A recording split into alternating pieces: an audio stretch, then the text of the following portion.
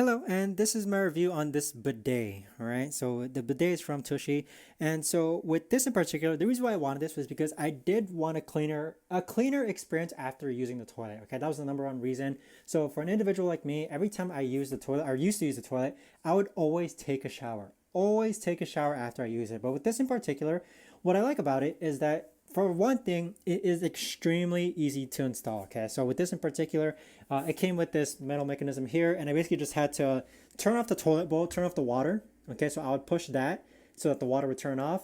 Hold the knob so that essentially all the water drains out. And even when you untie it, some water is gonna leak. But keep in mind, again, that water is clean. Okay, not clean for drinking, but the water is clean. Okay, it's not dirty toilet water that's coming out.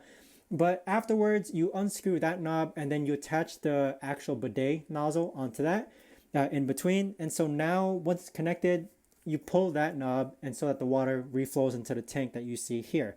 So with this bidet in particular, okay, it fits practically on any toilet in which these two tops are can actually come out. And I'd say that's about most toilets, but you have to make sure that it does fit your toilet. So I would recommend double checking with that.